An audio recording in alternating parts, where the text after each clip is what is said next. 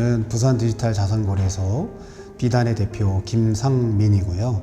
부산 디지털 자산거래소 비단은 전국 최초로 지자체에서 주도적으로 만든 민간자본의 거래소입니다. 가상자산을 거래 지원하는 거래소는 아니고 실물 자산들을 모두 디지털화해서 거래 지원하는 RWA 거래소라고 보시면 될 것 같습니다. 리얼월드 에셋을 이제 디지털화해서 거래하는 거래소죠. 그래서 지금은 이제 금은동 한 7가지 정도의 실물 자산들을 디지털해서 거래 지원을 하고 있고요. 4세대 블록체인 거래소로서 이제 그 거래소 자체가 블록체인 시스템으로 스마트 컨트랙트로 이루어지는 거래가 이루어지고 있습니다. 세 번째는 분권형 이제 공정거래소를 이제 지향하고 있죠. 그동안에 이제 거래소 내에 예탁 결제 기능이라든지 그리고 또 상장 평가라든지 또 시장 감시 기능을 이제 거래소 거버넌스 안에서 그대로 다 이루어지다 보니까 그동안 이제 고객의 자금의 어떤 이제 그 문제들이 일어나는 경우들이 있었고 그다음에 이제 공정성에 대한 시비들이 많이 있었죠. 근데 저희는 이런 이제 세 가지의 모든 그 거버넌스를 독립적으로 독립된 법인으로 분권화해서 이제 거래소의 운영 시스템을 만들기 때문에 구조적으로 고객의 자산이 보호되어지고 특정의 어떤 거버넌스의 이제 헤게모니를 갖고 있는 사람에 의해서 의사결정이 이루어지지 않는 구조를 만든 것이 굉장히 중요한 특징 중에 하나라고 볼 수 있을 것 같습니다. 혹시 특별히 블록체인, 가상자산, 그리고 디지털 자산 관심에 드신 계기가 따로 있으실까요? 2014년에 제가 국회에서 이제 정무위원회죠. 정무위원회 상임위에 소속돼 있었어요. 거기 무슨 일을 하게 되자면 그 금융위원회, 금융정책, 또 금감원 등 이제 금융 관련된 것을 이제 관리감독 감사하는 곳입니다. 그러다 보니까 이제 금융 정책에 대해서 자연스럽게 공부하고 또 이제 접할 수 있는 기회가 많았었고 그때 어떤 굉장히 중요한 정책적 이슈가 있었냐면은 첫 번째는 크라우드 펀딩 관련된 정책, 그 다음에 핀테크 기술과 이제 금융의 결합에 대한 여러 이제 정책들 그리고 또 인터넷 은행들이 굉장히 핫할 때였어요. 그리고 그 가운데 비트코인이 이제 처음으로 이제 사람들에게 구체적인 관심을 이제 받을 때였죠. 그래서 그 당시 비트코인을 저희 의원실에서 좀 공부하고 연구했어요. 뭐 핀테크도 있고 또 인터넷 은행, 그러니까 새로운 금융과 새로운 어떤 기술들의 이제 결합들에 대한 형태에 대해서 그러다 보니까 자연스럽게 이해할 수 있는 기회들이 있었고 관련 이제 전문 종사자들하고도 이제 많은 이제 토론을 할 수 있는 계기가 됐었죠. 근데 이제 더욱더 큰 계기가 됐던 것은 2016, 17년도 이쯤에 굉장히 정치적인 그 격동기가 있었습니다. 그럴 때 이제 새로운 이제 그 정당을 창당하자라는 그런 의견들이 이제 많이 나왔을 때 그때 저는 이렇게 정치적으로 혼란스럽고 또 어려울 때 굉장히 좀 진보적이고 또 혁신적인 정당 실험을 좀 해보자라고 이제 주장했던 사람이었고 그 당시에 뭐를 추진하고 있었냐면은 블록체인 정당을 추진하고 있었죠. 그 당시만 해도 블록체인 정당을 얘기하자면은 뭐 황당해하는 거였는데 이 블록체인의 어떤 투명성과 또 이제 직접 민주주의를 실현할 수 있는 길이 굉장히 중요하게 이제 정당 정치와 어울려질 수 있다는 판단을 해서 저는 이제 그 당시에 이제 블록체인 정당을 이제 만드는 일들을 추진하고 있었고 그리고 실제로 우리가 정당 안에 당비를 비트코인으로 받자. 실제로 해서 비트코인을 나눠줬어요. 선배 의원들하고 사람들에게. 물론 지금 이제 그 소위 말해서 전자지갑 안에 비밀번호를 다 까먹어버려가지고 아무도 저 외에는 그 비트코인을 가져간 사람이 없지만 물론 많은 액수는 아니지만 지금도 이제 저녁 자리나 이런 자리면 그때 그 김상민이 블록체인 정당에서 이 비트코인으로 당비 받았으면 우리가 전 세계에서 가장 큰 부자 정당 됐을 텐데 라는 소리를 이제 하죠. 그러다 보니까 이제 자연스럽게 관련 종사자들이라든지 또 기술을 갖고 있다든지 또는 좀 더 혁신적이고 실험적인 사람들과 어떤 인간적인 관계라든지 업무적인 관계가 형성되어 있었던 거죠. 그런 가운데 이제 시간이 이제 많이 지나고 저는 이제 그 정치권에서 나와서 이제 기업인으로서 또 이제 약학 박사 이제 공부하고 또 이제 전문 경영인으로서 이제 활동하던 가운데 부산광역시가 블록체인의 세계적인 도시를 만들기 위해서 노력을 그동안 해왔고 관련된 여러 가지 이제 퍼포먼스를 내기 위해서 또 정책들을 이제 구현하고 있는 중에서 굉장히 이제 좀 어려움들과 힘든 일들의 과정들을 가고 있었죠. 여러 규제의 환경이라든지 또 실제로 부산이라는 지역에서 갖고 있는 어떤 이제 한계점들도 있었죠. 그런 가운데 그 당시에 이제 제가 그런 블록체인 관련된 그런 이제 정당을 실험한다든지 또 기술에 대한 이해라든지 그리고 또 핀테크라든지 클라우드 펀딩 정책 같은 일을 이제 관심을 갖고 있는 젊은 정치인이었다라는 것을 인지하고 계신 우리 시장님과 또 경제부지사 되신 분이 그 당시 그걸 다 이제 이해하고 보고 있었거든요. 그래서 관련된 좀 정책적 자문을 좀 부탁한다. 그래서 제가 부산광역시의 블록체인 분야의 정책 고문으로서 역할을 이제 시작했었던 거예요. 뭐 필요한 자문들을 진행하던 가운데 이제 구체적인 이제 실행을 해야 될 일들이 나타나는데 그것이 이제 부산 디지털 자산 거래소의 설립에 관련된 일이었습니다. 제가 이제 자연스럽게 부산 디지털 자산 거래소 설립 추진위원장을 맡게 되었고 관련 분야의 각 전문가들을 이제 위촉을 드려서 추진위원단을 모집을 했고 거기에 굉장히 훌륭한 분들이 많이 오셨어요. 법률적인 또 정책적인 또 관 출신도 오셨고 또 기술의 전문가들 이분들과 함께 1년 동안 어떤 것이 지금 현재 우리의 이제 디지털 자산 거래소로서 적합할 수 있느냐에 대한 논의를 거쳤고 1년 동안 뭐 300개 이상의 미팅과 토론을 했죠.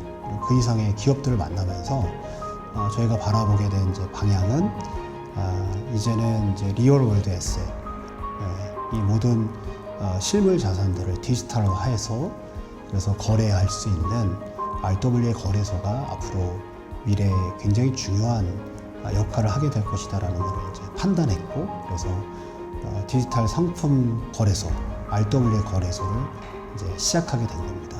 독점된 거래소의 거버넌스 문제, 상장 평가에 있어서도 이제 외부인을 두긴 했지만 내부에서 이루어지다 보니까 시비들이 많이 일어났죠. 그래서 거버넌스의 투명성과 독립성을 잘 분리시키자라는 의미에서 분권형 이제 공정거래소가 이제 등장하게 된 것이죠.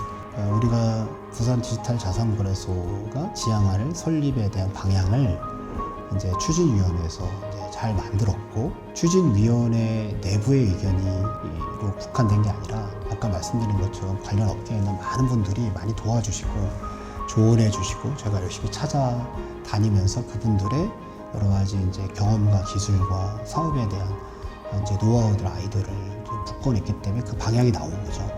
그래서 이 부분을 이제 시에서 이제 추진을 한 거고 그리고 그런 방향성을 가지고 있는 그런 이제 거래소를 이제 선정하기 위해서 민간 자본 100%로 설계를 한 거거든요. 그래서 공모를 했죠. 부산시에서 공모를 해서 경쟁을 통해서 선정된 업체가 지금 현재 부산 디지털 자산거래소의 이름을 갖는 비단이라는 거래소가 이제 출범하게 된 겁니다.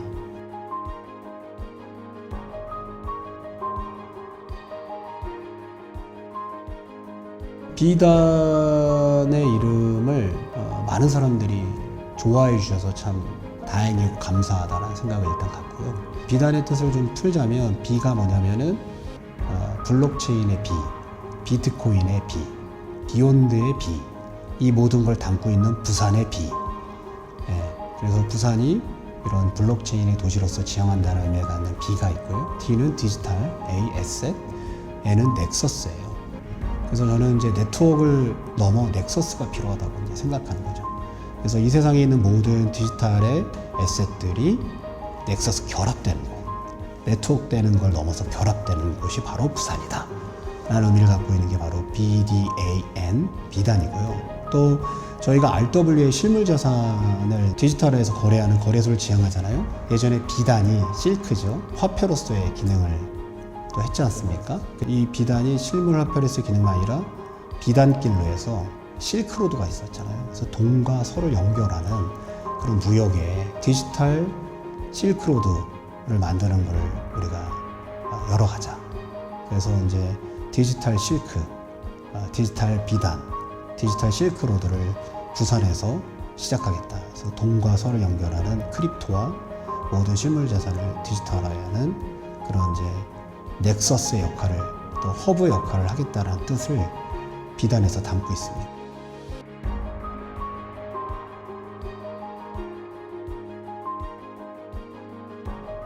일단은 저희가 6년 정도 이상 운영되고 있었던 그 생골드라는 이제 금거래를 지원하는 거래소를 이번에 저희가 인수하는 과정을 이제 하고 있는데요.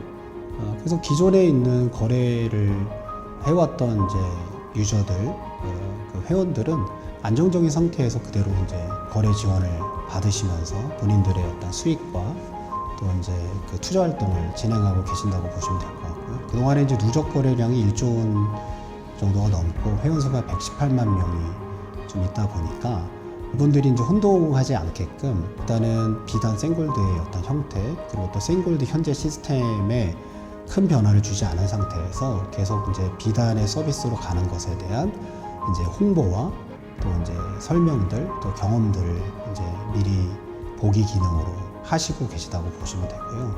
그리고 이제 새롭게 유입되는 비단의 이름을 통해서 유입되는 고객들은 베타 버전하면 보통 기술이 이제 뭔가 문제가 있거나 또는 이제 혹시 그래서 내 자산에 문제가 생길 수 있다는 걱정이 있기 때문에 그동안 6, 7년 동안 특별하게 문제 없이 잘 돌아갔던 생골드의 시스템으로 경험을 하게 하면서 그 기간이 한 2, 3개월 정도 이런 베타 버전 서비스 안에 서로가 이제 익숙하는 과정들을 가게 되어지면 이제 그랜드 오픈을 해서 새로운 또 이제 상품들 또 지원하는 거, 거래 지원하는 내용들을 담고 그리고 또 사이트들도 훨씬 더 유저들이 이렇게 편하고 오랫동안 이제 머물면서 좋은 정보들을 가져가고 투자도 할 수 있는 환경으로 바꾸는 작업을 지금 하고 있다고 보시면 될 것 같습니다.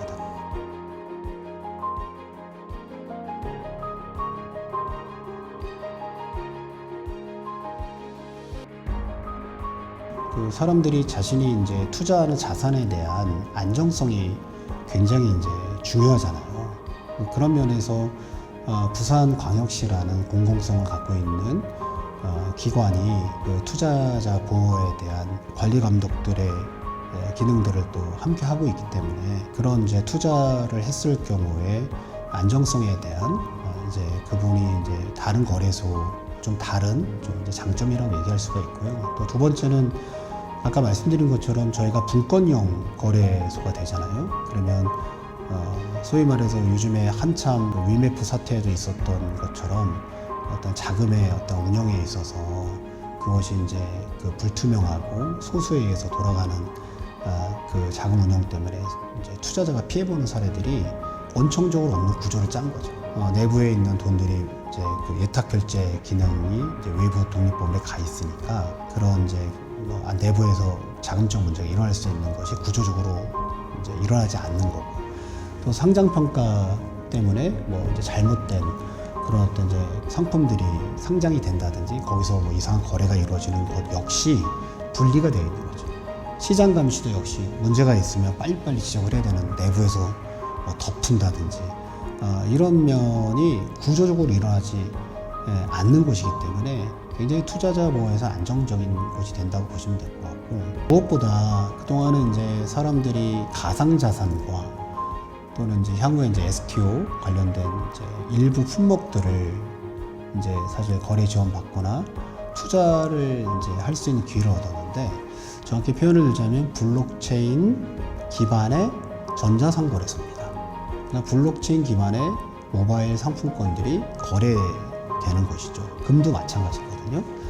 그러다 보니까 이후에 예를 들어서 모든 이제 실물 자산들을 이제 디지털에서 거래할 수 있다고 했는데 그동안은 고객들이 투자를 하려면은 IT 기업 카카오만 투자할 수 있었잖아요.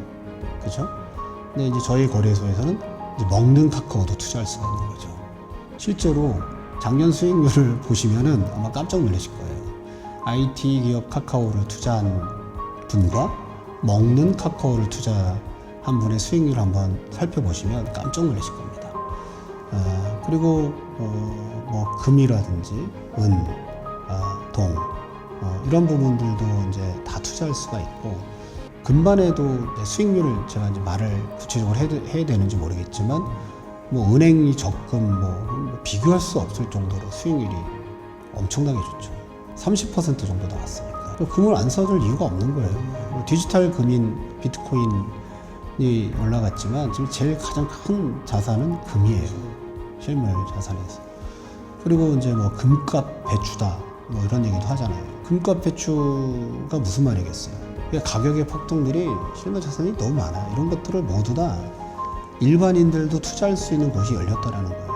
IT가 카카오만 투자할 수 있었잖아요, 그동안은.